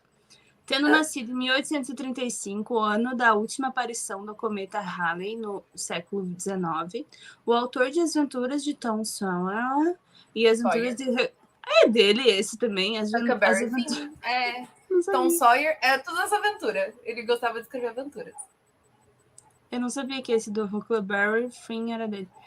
Escreveu em 1909. Será a maior decepção da minha vida se eu não for embora com o cometa. Oh, que loucura. A palavra tem poder. As ideias, né? Seu pedido foi perfeitamente atendido e no ano seguinte, Mark Twain faleceu de um ataque cardíaco em 21 de abril, exatamente no dia seguinte à passagem do cometa Halley pela Terra. Bocudo! As ideias. O que fala as coisas, né? Ele tava querendo, né? Então tá tudo bem. Se ele falou isso, é porque ele tava querendo. Quantos anos ele tinha? Nasceu em 1835 e... morreu em 1909, será? 74 anos, nossa, novo. Mas sei lá, vai que foi uma previsão mesmo. Ai, tenho medo disso. Tenho medo. Eu também, não duvido. Agora temos essa aqui, eu acho uma ótima coisa, porque já tenho outras fofocas. Literalmente. Camila, falando sobre Mark Twain, jogou pro universo, ué. Literalmente. Foi pro cometa. Então tá. Quer que o cometa bora? Ai, muito bom.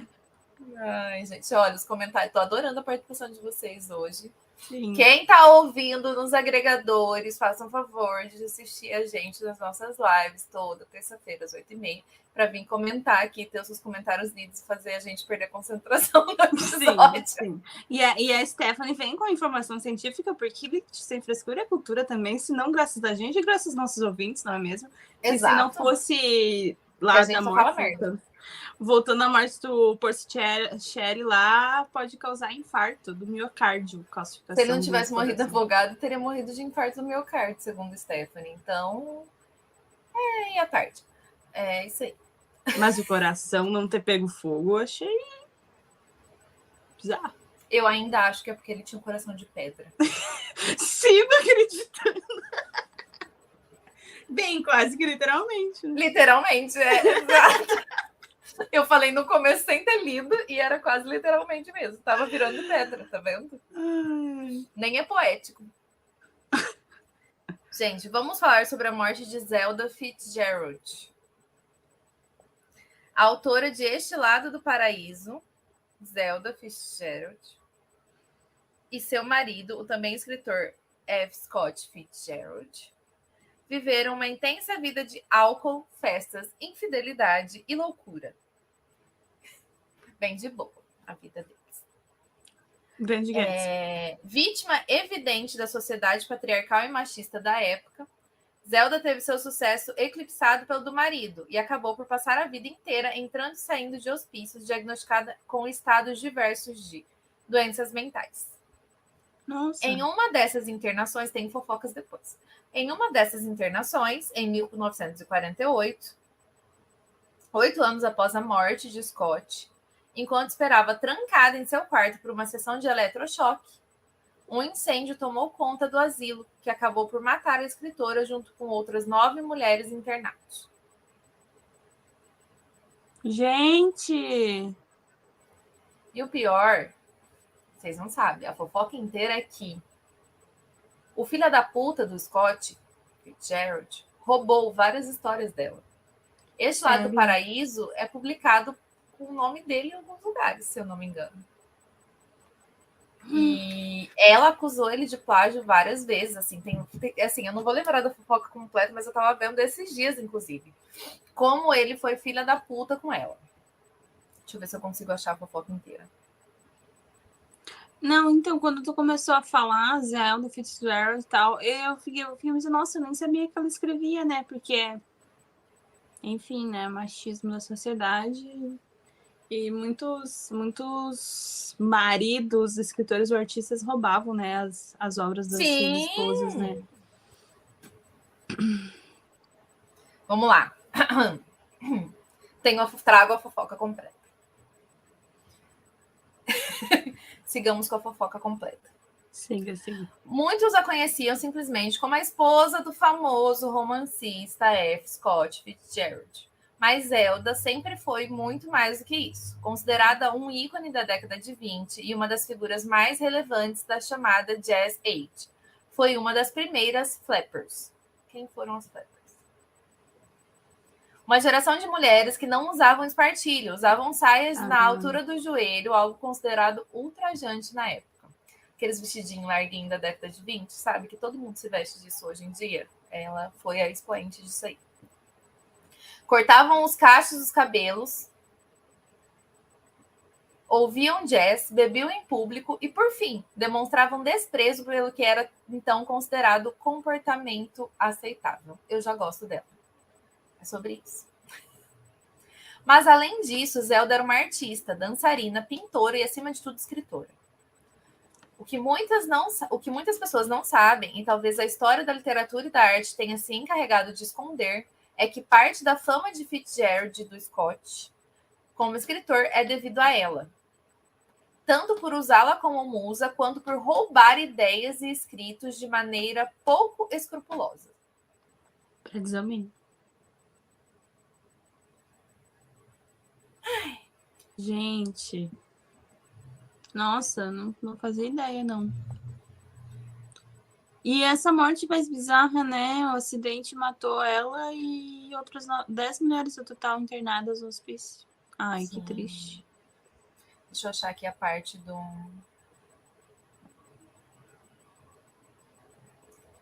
dos roubos. A parte dos roubos. De musa escritora. As festas selvagens acabaram levando eles, ela e o marido, a uma etapa marcada por infidelidades, dificuldades financeiras e muitas brigas. Muitas delas causadas diretamente pelo ciúme que Scott sentia da mulher, porque a mulher dele era fodona, né? E aí ele era ciumento. Um dos primeiros gatilhos desse conflito ocorreu quando Scott se preparava para publicar The Beautiful and Damned, e o The New York Tribune pediu a Zelda que escrevesse a resenha do livro no jornal.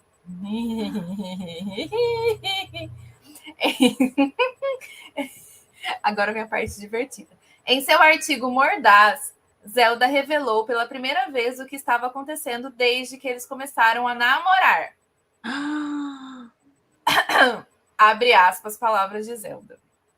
Parece-me que numa página reconheci um fragmento de um antigo diário meu, que desapareceu misteriosamente pouco depois do meu casamento. E também fragmentos de uma carta que, consideravelmente editada, me pareceu familiar. Na verdade, o Sr. Fitzgerald, acho que é assim que ele soletra seu nome, parece acreditar que o plágio começa em casa.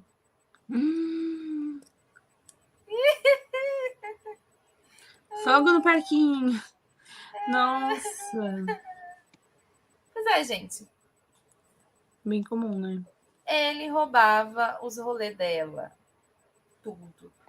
Porque ele era um grandíssimo de um filho da puta. E a coitada foi taxada como o quê? Louca. Né? Uhum. Mais uma mulher sendo silenciada pelos malditos homens brancos ricos, influentes e filhas da puta. E Red Pill. Do nada. Ai, ai. Nossa. Gente, tô muito chocada com essa história. Agora eu vou ficar meia hora procurando isso. Eu tô vendo, eu tô aqui, Luísa. O que você tá pesquisando no Google ao invés de... Zelda Fitzgerald, o trágico fim. Símbolos da América moderna.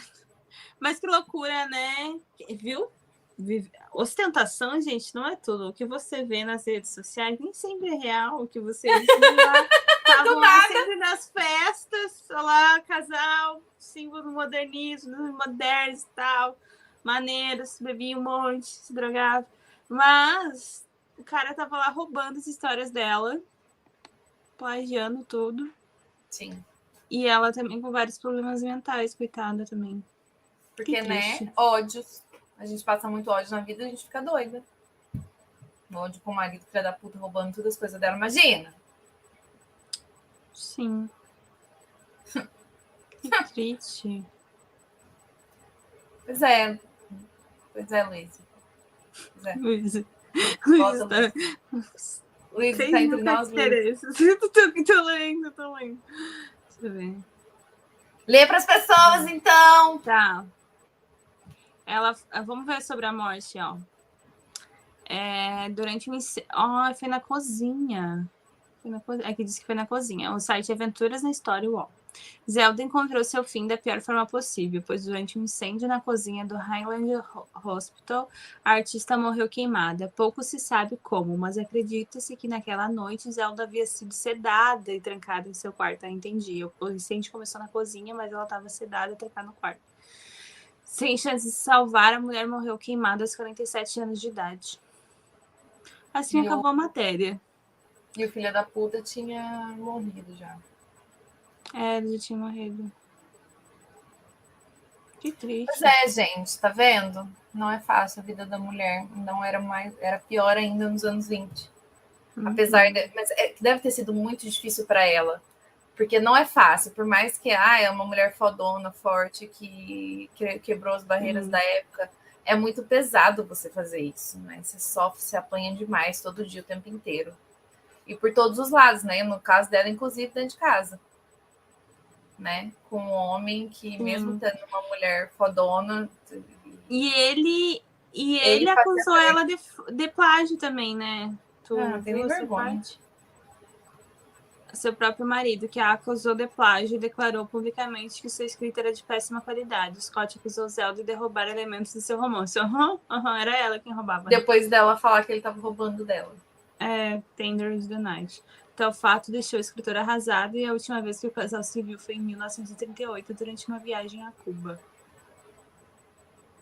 Ele morreu em 1940 e ela morreu em 1948.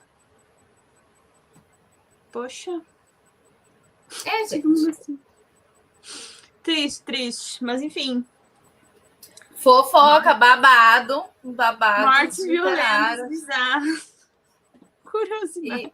E fofocas. E cuidado com tartarugas voadoras. Nome do episódio: cuidado com tartarugas voadoras. Eu vou colocar uma tartaruga na arte e só quem ouviu já vai entender. E aí, quem não entender vai ter que ouvir pra saber. Sim. Uma tartaruga voando. Se você ouviu até aqui, vai lá no post do episódio e comenta tartarugas voadoras. Tartaruga. Cuidado. Tartarugas voadoras. Cuidado com tartarugas voadoras. Segundo Luísa, tartarugas voadoras, dedo no cu e gritaria. Segundo Camila, é sobre isso. Gente, sobre muitas curiosidades nesse episódio. Gosto de curiosidades. Realmente foi o supra-sumo essa segunda parte do episódio. Eu disse. Não, mas eu sabia.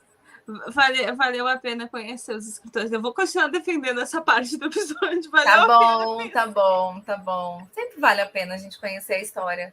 Pra gente não repetir, né?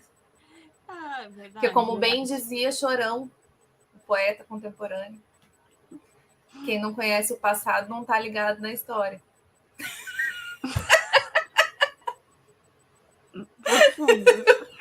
Profundo. Camila reforçando aí minha tese do começo, que foi aí o início das tartarugas ninjas, né? Foi aí, exato.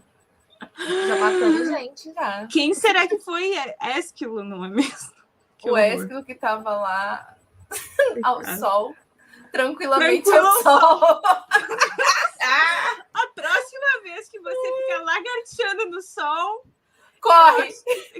Eu vou lembrar e correr. Repensar. Quem assistiu esse episódio vai repensar. Vai lembrar, vocês vão lembrar da gente falando de tartarugas voadoras. Coitado. Gente, na verdade, quem foi Ésquilo, Luísa? Você tá falando aí, quem foi Ésquilo? Foi o cara que morreu. Eu sei, mas quem foi ele, escritor? Ah, não sei. O melhor fui eu pesquisando, apareceu um esquilo. Esquilo. Dizia que ele era um poeta grego, deve ser. Nossa, gente, ele morreu faz tempo, ele, né? Como é que a gente sabe como é que ele morreu? Não sei. Dramaturgo. O Ésquilo foi um dramaturgo da Grécia Antiga. É reconhecido frequentemente como o pai da tragédia e é o mais antigo dos 3 trágicos gregos cujas peças ainda existem. Você tá rindo daqui?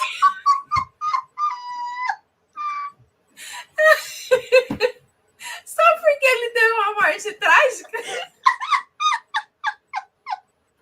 Olha lá, gente, a Luísa rindo de pessoas morrendo.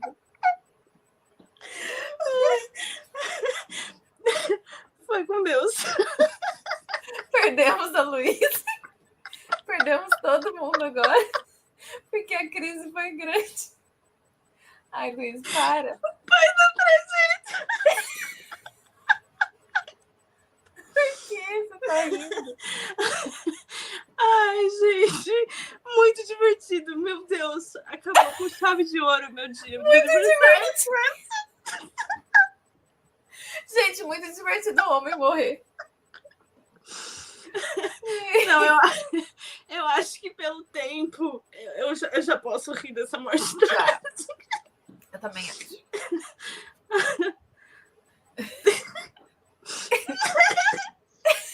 Deu crise, gente. Perdemos a Luísa. Perdemos a Luísa e é assim que a gente encerra esse episódio, porque perdemos o soldado. Não, eu vou voltar. Eu vou voltar. Camila não ajuda também, né? Não.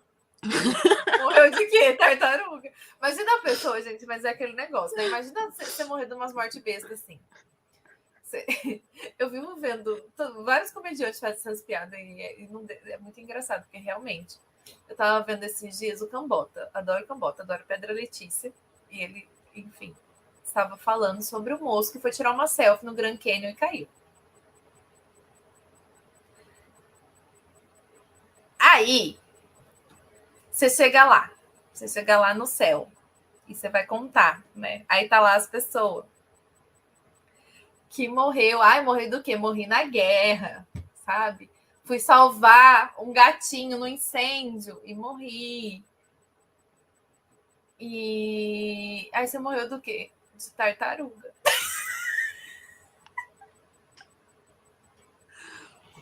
Morreu de Como assim? A tartaruga caiu na minha cabeça. Do nada, eu tava lá tranquilamente ao sol. O que caiu na minha cabeça?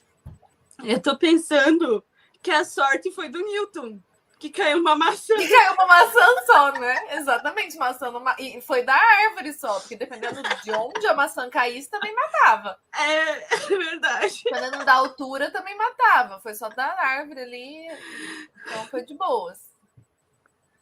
Não, morreu de tartaruga. Ai, gente, muito bom, muito bom. É sobre isso, gente, olha. É a óbvio. gente rindo de tragédia. Se a gente não tá rindo de morte das pessoas, tem alguma coisa errada com esse podcast. É óbvio que o episódio com curiosidades macabras iria me fazer chorar de rir. A culpa não é minha, é o cara que teve essa morte mais bizarra. A culpa é do cara que morreu.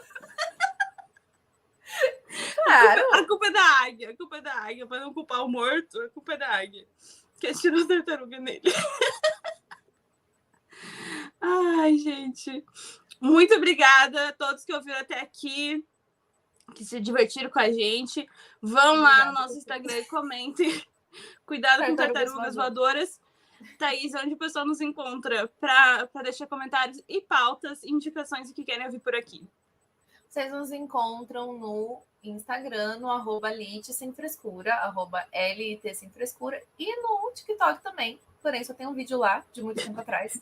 Talvez um dia tenham mais. Enquanto isso, sigam a gente lá, para a gente ficar com mais vontade de postar. É sobre isso. E lembrando de apoiar. Exato, eu ia lembrar disso agora. Eu lembro do nosso Apoia-se. Apia-se, segundo a Luiz. Ficou, agora pra gente virou Apia-se. Ela foi digitar Apoia-se, virou Apia-se. Então, o Apoia-se, apoia.me barra apoia.me, se eu não me engano. Peraí. Ai, gente, a pessoa não sabe. Apoia.se, tá certo. Apoia.se barra literatura sem frescura. Isso é aí. isso. Apoia a gente lá pra gente continuar aqui dando risadas de gente morta na internet. Ai, Deus. Tchau, gente. Tchau, gente. Semana que vem a gente vem com um episódio sério pra compensar. Vem sim. Vem. Claro que vem. Confia. Confia, Boas gente. leituras. Tchau, Beijo tchau. até semana que vem, gente. Tchau. Você ouviu o Literatura Sem Frescura.